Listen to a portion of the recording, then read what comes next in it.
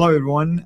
We'd like to welcome you to another episode of this fabulous interview with our dear brother, Dr. Jay Smith. And we've already began the last couple of episodes to talk about some of the problems with the Quran. And today we are going to start basically doing a more of a critical analysis of different areas of the Quran.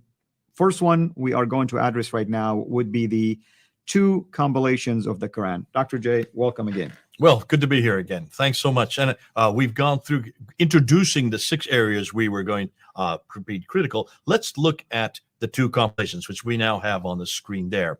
Now, remember, they claim it's an eternal book, that it was complete by 632, the first recension, and then it was another compilation that comes after that. And that's what we want to question in this episode. So how do we know this? Well, let's go back to the material that all Muslims are dependent on. To understand how the Quran was put together, they need to go back to Al-Bukhari. Who is Al-Bukhari?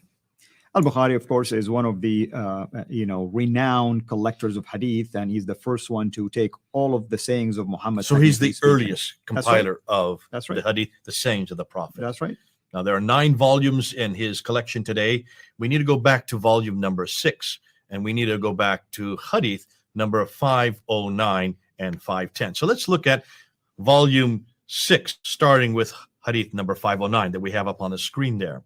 And we have it both in Arabic and in English, so you can see it side by side. Correct. And then on the left, we're just going to summarize what they're saying, because it'll take us too much time to unpack all of it.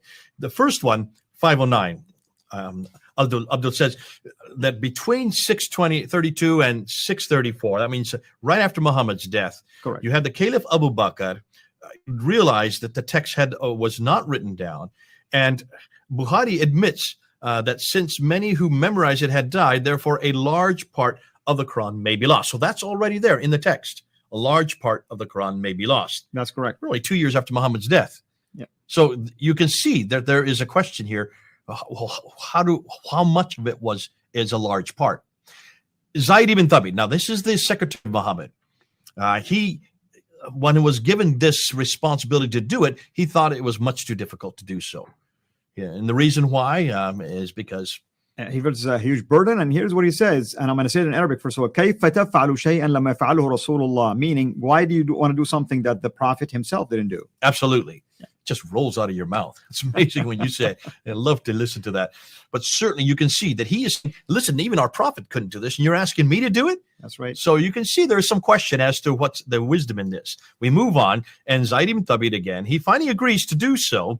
And so what does he do?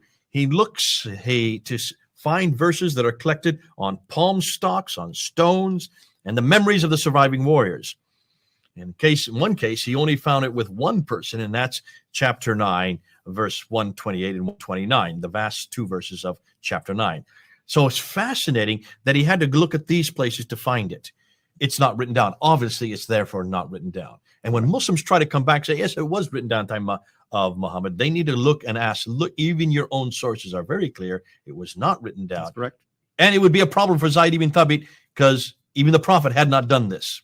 Not only that, but Omar admits that the idea of preserving it in memory is not really a valid idea because he was afraid that they're going to lose the Quran. Obviously. So right there, when Muslims, and they do come back and say, we don't care. It doesn't need to be written down. It was memorized. Not according to Abu Bakr and not according to Umar. They realized that this had to be written down. That's right. Because what happens to one's memory? It fades away, and once you transmit something after a while, after a period of time, things begin to change. Some details are not the same anymore. Absolutely. Now, even what we're saying today, if we were to, all the people who are watching this video, and if they were to go back and try to we've only taken 5 minutes, just what we've said in the first 5 minutes, if we were to ask the people who were listening to write down what we have just said, you can imagine there would be as many people that wrote it down, there'd be that many different renditions. That's right. 50 people write it down, you get 50 different renditions of what we've said. That's the problem with memory. Memory, you only pick and choose what you remember. There's this great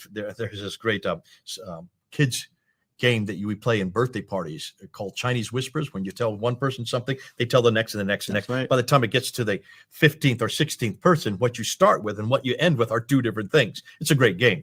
And that can happen within a period of 10 minutes. Can you imagine what would happen in this case over years? that in this case, you can see we're going to talk about 20 years, it would change immensely. So they had to write it down. It's obvious they needed to write it down. That's correct. Now, you have the first compilation. This is the first recension, was first given to Abu Bakr, and then it was given to Umar, who is the second caliph, and then it was given to his daughter, who is Hafsa. She used to be one of the 12 wives of Muhammad. That's correct. Now, that was retained then for about the first 20 years. That's hadith number 509. Now we skip to hadith number 510. Let's look at the slide there. In the 510 now, we've now jumped 20 years, because now we're at the time of Uthman. Abu Bakr has died. Umar was killed. Uthman now is the caliph, and he became the caliph in 646. Now we're roughly now 650, 652. So we're about 5 years to 7 years into his reign. You have a second problem. And it says right there that Hudayfa comes to him, and he's afraid that the people in Syria and Iraq would have different recitations of the Quran. So he's asking Uthman to have the Quran written down a second time, to rewrite the Quran using Hafsa's first compilation, that first compilation that was given to Hafsa. That's correct. Now, do you see a problem with that? Absolutely. I tell you what's the problem. He, obviously, Uthman, didn't trust the first copy that was made. He realized there are more copies that are circulating around, and he... Okay, right there, more copies. Yeah, needed to So centralize already that. there's admission that there are different Qurans. That's correct. This is an admission, huge admission. Why don't Muslims pick this up? Because they only emotionally want to hear what they want to hear. This is their material. We're not making this up. And you can see we've kept the Arabic there. We've kept the English literal translation, and we're just summarizing what is already there. On the right side of the screen, we're summarizing on the left. That's correct. So you've got some problems here. This is already admission that there were maybe different Qurans.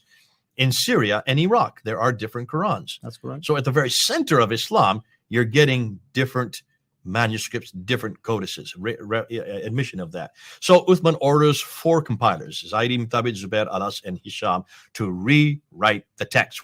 Why do you need to rewrite the text if you've got it right there in Hafsa's copy? And in fact, he asked him to bring that as one of those copies they want to review, but they ended up rewriting it. And as you know, Uthman decided on a certain dialect. Now, here's the central question. I thought there were 7 different readings of the Quran. Why would Uthman settle on one? Why not 7 different reading copies? Okay, now let's back that up. Hold on a minute. Say that again. There were 7 different ahruf or kiryat. That's what the Islamic tradition is, based on a hadith that was written 200 plus years after the time of Muhammad. If that was true, why did Uthman decide on one dialect only? Aha. And what about the other 6? Supposedly he burned them. Okay, second, we haven't got to that yet. Hold on. You've jumped the gun on me on this one. But before we even get into that, let me ask you, as an Arabist, this is your scholar, you're the Arabist, you know what a dialectic difference is. How do you find dialectic difference in a consonantal text? Well, you only find it when you have diacritical markings. And diacritical markings are what? Those are the markations you put above or below letters to help you vocalize and pronounce words. You said that on a previous episode. That's right. In a future episode, we're going to actually show you.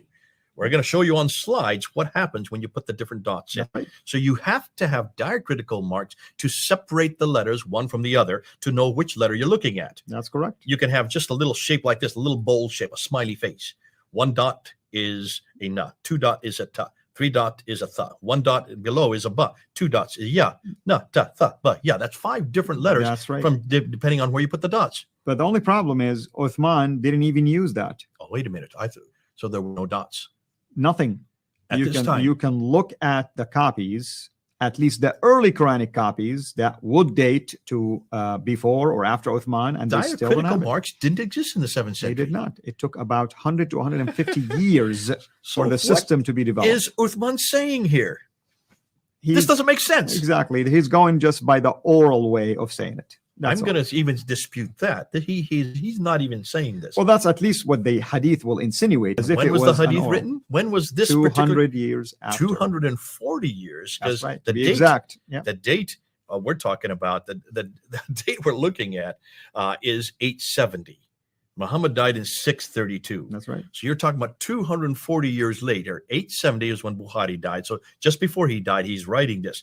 Now, by the time 870 comes into play, we're talking about the late 9th century. Where are the diacritical marks?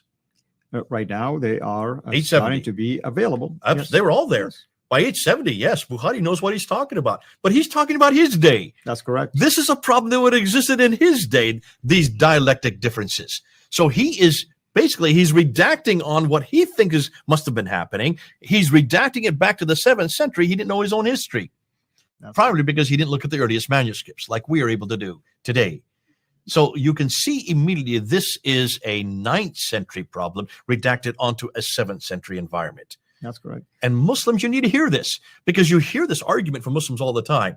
Oh no, these were 7 ahruf. That by definition, ahruf, you have to have diacritical marks to show the different ahruf. That's correct. That's so correct. In a consonantal text which has no dots, has no vowelization, no dhamma, no kasra, no fatha, You're left to read those it hadn't however been you invented want. yet. In the mid-7th century, none of this makes sense. Absolutely.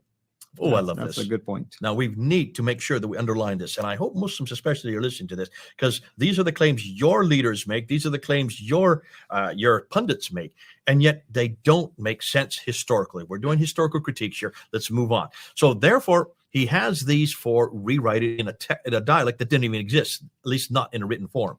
You could have had a dialectic in orally. Yes, there was a dialectic difference, but not in a written text. Ooh, I love that. So we get down to Utsman then sends a copy of this finalized Quran that is different than all the other ones. He sends a copy to 9 cities, and we've got the cities listed up there: Basra, Baghdad, Damascus, Jerusalem, Cairo, Alexandria, Aden, Herat, and Nishapur. Those are the 9 cities.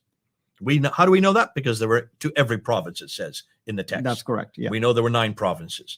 So 1 copy of this finalized, canonized Quran, perfect Quran, were sent to 9 cities. With every copy went a reader. And I want to add this. The fact that there were no diacritical markings back then in the days of Uthman. So one would say the only concern Uthman has is the rasm that he used, which is the... Now you said an Arabic word there. Define what you mean. Which is the shape of the words and the letters. Whatever words he used, he was disagreeing with other copies that have different words. And now we have the Sana manuscript to even prove things like this. Okay, we're going to get to that. You're now really jumping ahead, because I can see you're getting at the bit. You want to get ahead. You want to get to the conclusion, but we still need to lay a foundation. We need to lay a base for what's happening. That's here. correct. So he sent to 9 different provinces. Those are the 9. Where are they? Ooh, $1 million question. Let me think like a Muslim. In the room. A Muslim going to come back and tell you, oh, it's in Samarkand. It's in Topkapi. Please do. And I hope you Muslims who are listening, you do come back on us, because that's going to be the next episode. We're going to go into those that do exist. We're looking for 9. We're not looking for 4 anymore, like we always thought. We're looking for 9. All right. Now, it continues on with Al-Bukhari, volume 6, 510. Now, once he sends the copies of this second compilation, a second rendition, a second different Quran. Otherwise, why would you need to rewrite it? Obviously, it's different than the first one. That's correct. So a second compilation, a second Quran, written 20 years after Muhammad's death. Muhammad wasn't even there to see whether it was the same. He's been dead for 20 years. He then orders that all the Quranic materials, either fragmentary manuscripts or whole manuscripts, be burnt. Ooh, help me here. Come on, Al. That's another proof that he did not like the way the others were written, because there are different words that were there than the copy he made. The only reason you would ever burn anything is to destroy the evidence. That's correct. And what evidence would you want to destroy? Anything disagrees with your final copy. This is his final copy. He wants his name to go to it. And it is. Even today, they call it the Uthmanic recension. That's correct. He wants this to be his final copy, and he wants to destroy anything else that doesn't agree with it. Absolutely. Proving that this has nothing to do with Muhammad. Muhammad wasn't there. This has nothing to do with God. And the question is, who authorized Uthman in the first place to do something like this? And how do we know that Uthman's copy, created 20 years later by these 4 individuals, is anything like the one that's in heaven? That's correct. Why didn't Uthman, for instance, use the Hafsa copy, which was even written closer to the time of Muhammad? $1 million question. I would like to know what they did to Hafsa's copy. What happened to it? Most likely it was destroyed as well. Oh dear, it just gets worse and worse as we go along. Now, you don't destroy copies unless you want to destroy the evidence. Wouldn't it be great if we had everything that was burned to look at? wouldn't it have been great if they'd preserved those burn items so we could at least put it together and forensically try to find what was different in any of that? And Dr. J, here's what I wonder about. Why do Muslims get upset when the Quran is burned today, when in fact their caliph burned Qurans? At the very beginning. They need to look at that. And everything we're saying right now is from Al-Bukhari, volume 6. It's right here, ladies and gentlemen. Look at it. We have it on the screen. There you go. Now let's move on. So here are the questions I have. Question number 1, and we can go on the screen. Let's take a look at them. Why did God, first of all, use a language which could not accommodate the Quran? You've already told me absolutely that the 7th century Arabic script only used razm. Correct. He already had other languages. God had already used Hebrew and Greek with the Old Testament and the New Testament. There were lots of languages that were quite sophisticated, could have easily accommodated it. Why did not God use those languages to begin with? Because the Arabic is limited to a small area, geographical area, and a small group of people. So how can the Quran be a message for all people? Not only that, we know that the Arabic is a very new language. We don't have any reference to Arabic prior to the 2nd century AD. Correct. And we know that it's derived out of the Nabatean script. The Nabateans, as we're going to find out later on, were very significant in what we know as Islam today. But that's for another video at another time. Nonetheless, we do know that it was crude. It was so crude, you cannot even understand it that early. Now, in God's wisdom, I don't understand why he would have chosen this language. Secondly, why did he choose a man who could not read or write? And that's another puzzling question, because the first revelation, as we mentioned earlier, that he received says read. What does that mean? Akra. If he doesn't know how to read, why would God even start his revelation That's to this the first man? thing Gabriel said to him. Exactly. And he hit Akra. And what was his response? I do not know what to read. Ma akra. I cannot read. Well, that should have told Gabriel, Ma okay, you got the wrong guy here. He says, Go somewhere else. Obviously, this guy cannot be the arbiter for the greatest revelation for the in the history of mankind. If he cannot read, and that was his one goal, that was his one mission, why in the world did Gabriel still stay there with him and say it 3 times? 3 times, squeezing him after each time, according to the tradition again. That's correct. By that time, it should have been pretty clear that you've got the wrong man. Go get a guy who can read, a guy who can write. And because that is what his only responsibility is, to write this revelation down, to preserve it. Now, that was his only remit. Secondly, even if they still said, okay, we'll give him some more time. Of course he can't read. Why didn't he learn to read? He had 22 years. And that was his language. It's not like something new anyway. Listen, when I learned Arabic in London, it took me 2 weeks to learn the Arabic script, to read and write it. I didn't know what I was reading or writing. I didn't know Arabic. Muhammad did know Arabic. That's right. If it only took me 2 weeks to read and write the Arabic script, why in 22 years, could he not do so? That's another puzzling question, of course. And then hold on a minute. Didn't he have a scribe? He did. Didn't he have Zayd ibn Thabit? At least more than once, but Zayd was one of them. What do scribes do? What's their remit? What's their one responsibility a secretary is supposed to do? To write. That's right. So why didn't he give him the other authority or the responsibility to write it down?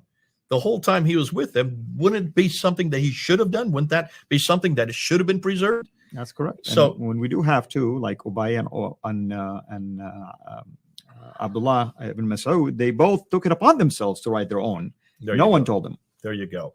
And then why didn't Abu Bakr make copies immediately of that which he wrote down? Why did he just give it one copy and give it to one woman? Shouldn't there have been many copies made, like Utsman made 9 copies? Where are the copies that Abu Bakr made? That's rather irresponsible of him. And obviously, he let basically this idea continue, because many took upon themselves to keep writing and writing and writing. And we have later that many different Qurans, of course. And then we brought this already up. This is the third set of questions, and that is, how could there be dialectical differences in the 7th century? These dialects, by definition, require diacritical marks. They require vowelization. That was not introduced until the 8th century. They were not finalized until the 9th century. And that you can see why Al-Bukhari would have known about them, but certainly not the time of the 7th century or the 8th century. Because he was reading backward from his days. That's right. He's redacting it back, that view. And then, of course, as we already mentioned, why in the world would you burn something that was God's holy word, God's eternal word, the greatest revelation in the history of mankind, unless, of course, there was discrepancies. Well, Now, Dr. J, this is great material. Is there anything else we want to add to this before maybe we wrap it up so we can come back again with another topic in our list? well, I want to look, before we finish the compilations, I want to look at what the traditions say, because the traditions also go into this. They give us some troubling views. This is the Islamic tradition. That's the Sirah of the Prophet Muhammad. That means the Siratul Rasulullah, which would be the biography of the Prophet That's Muhammad. correct. First written by Ibn Hisham and Al-Waqidi. Then you have the Hadith that we've already referred to by Al-Bukhari, Sahih Muslim, Ibn Dawud, Tirmidhi, and the others. And then you have the Tafsir, first compiled by Al-Tabari in 923. That's right. And those are the Please do. exegesis of it. And then you have the History, Tariq. So Tariq, you have the Sirah, Hadith, Tafsir, and Tariq. Those four genres. That's the known as the Islamic tradition. That's right. So let's look and unpack and see what they say concerning how the Quran was compiled. Because what you're going to find is pretty disturbing, or in our case, pretty exciting. Let's start with them. Let's put them up on the screen. There's Al-Bukhari, Al-Hajjaj, Ibn Dawud, Al-Tirmidhi, Al-Nasai, Ibn Majah, and then some would put a seventh one, Muwatta Ibn Malik. Okay, so those are really the 6 to 7 authoritative hadith compilers. And look and see what they say. So the first one by Ibn Dawud, what does he say? He's saying many of the passages of the Quran that were sent down were known by those who died on the day of Yamama. He's talking about that battle. And they were not known by those who survived them, which means they were lost. So many were not known. So we did lose quite a few. So this is a huge admission. That's right. Nor were they written down, nor had Abu Bakr, Umar, or Uthman collected the Quran, nor were they found with even one person after them. That's a huge admission right there by Ibn Dawud. So he's already saying that a lot of it was lost. And here's another one about disappeared. Go ahead and read that one. That's this is by Suyuti. Al-Itqan fi Ulum al-Quran. He's one of the renowned tafsir, basically scholars. It is reported, he says, from Ishmael ibn Ibrahim, from Ayyub, from Nafi', from Ibn Umar. And then he goes on to say, let none of you say, that's Ibn Umar saying this. The son of the Caliph Umar is saying this. Let none of you say, I have acquired the whole of the Quran, he says. How does he know what all of it is when much of the Quran has disappeared? Oh, dear. This is the son of the Caliph who lived at the time of Muhammad. Rather, let him say, I have acquired what has survived. Why is it Muslims aren't reading this? I find it that amusing to me, because the early Muslims were really transparent and they were not thinking about the Quran as a rigid text. They never make the claims Muslims today are That's making. Right. So it's obvious you need to go back. We're just reading their traditions. Let's go on to another one. Here are some verses were forgotten. And this one has to do with the basically memorization, of course, what we used to recite a surah, which resembles in length and severity to Surah Bara, which is chapter 9. I have, however, he said, forgotten it, with the exception. And then he goes on and says what the exception is. Exactly. So here he's admitting that he has forgotten it. That's right. And here we have some verses were canceled against Sahih Bukhari. Now, hold on. Sahih Bukhari is the most authoritative, because Sahih means perfect. So this is the greatest of all the hadith compilers. What does he say? And here's what Bukhari is saying. He said, he's reporting here, someone saying, we used to read a verse of the Quran revealed in their connection, but later the verse was canceled. It was convey to our people on our behalf the information that we have met our Lord. And canceled. Al-Bukhari is admitting that parts of it have been canceled. And this verse doesn't exist. Now let's continue with Al-Bukhari, because he said that some verses were missing. And this is the Greek verse on Rajam. Go ahead and read this. I mean, basically, we know that the stoning verse doesn't exist in the Quran, yet stoning is practiced under Sharia law. So it's referring to Surah 24, Ayah 2. In chapter 24, verse 2, it says 100 lashes. But here you have Umar, who is really upset because he says, we used to stone, the Prophet used to stone after us, but I'm afraid that when they read the Quran today, they won't find that verse there. That's right. He's admitting that that verse has been taken out. And this is one of Muhammad's closest companions who became the second caliph. There you go. Huge admission here. Let's continue on. So overlooked. This is Ibn Abi Dawud again. What does he say? Ibn Abi Dawud saying, Khuzaymah ibn Thabit says, I see you have overlooked, notice, overlooked 2 verses and have not written them. And they says, said, this is and what then they he are. began to report it. So you can read that for yourself. So there you have him saying that they have been overlooked. And now we come back to Imam Malik, the 7th major of the compilers, concerning Aisha. This is the wife of Muhammad. What does he say about Aisha?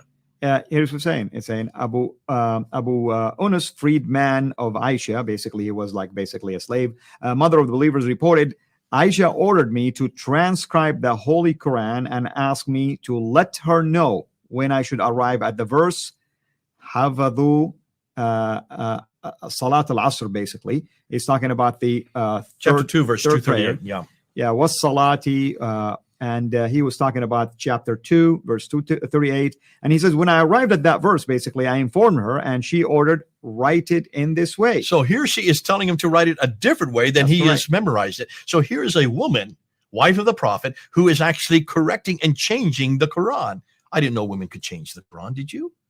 Well, but there it is. Imam Malik refers to that reference. If you ask my Muslim friends, why did Muhammad marry Aisha when she was young? They say, oh, it was by God's grace and wisdom so that she can learn from the prophet. Well, there you have it. And now she's changing what the prophet had said earlier, if that had happened. Now, we come to another one that was modified, and this is by the Hadith Ibn Abi Dawud. What does he say?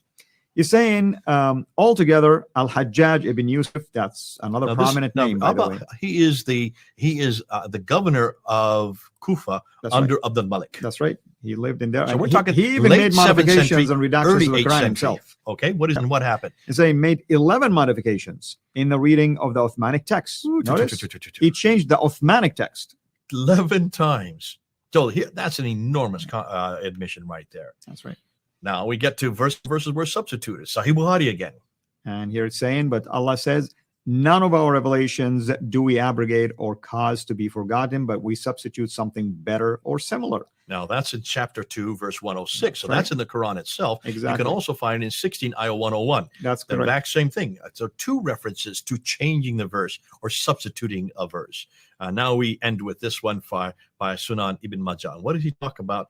Eating it. Now, that's an embarrassing one, of course. And it says it was narrated that Aisha, once again, said the verse of stoning and of breastfeeding an adult 10 times was revealed, and the paper was with me under my pillow. When the messenger of Allah died, we were preoccupied with his death, and a tame sheep came and ate it. It ate it. Okay. Now, just a review. Lost, disappeared, forgotten, canceled, missing, overlooked, changed, modified, substituted, eaten by sheep. Now tell me, Al-Fadi, does this sound like a book which was compiled perfectly and completely? It's very obvious that that's not the case. And it's very obvious that the early Muslims in those days did not even look at it as something rigid that you have to fight over. And in every case, these are intentional changes by humans. Absolutely. And this is what we're trying to prove. All these episodes, we're trying to show that this book does not come from heaven. It does not come from Muhammad. It doesn't even come from Uthman. These are later changes, and some of these are changes before Uthman, some come after Uthman. But you can see, we're talking about human intentional changes. Absolutely. And as you can see, I mean, these changes were done after the death of Muhammad. It wasn't even during his life. It was done later. So who's the author of the Quran in this case? Don't tell me Muhammad reported a message from heaven, because we know already it's Uthman, it's Aisha, and it's many others who authored parts of the Quran and changed it. And even a sheep. That's right. Well, I hope if you're watching, you've enjoyed this show, and please continue to basically follow this series, because we will be publishing these videos one by one, and we'll continue to talk about the different problems of the Quran, among many other topics that we will be doing with our dear brother, Dr. J. Until we meet again, have a blessed day. Thanks for watching. Make sure to like and subscribe so that you don't miss future videos. And please consider becoming a patron on patreon.com/Sejarah International.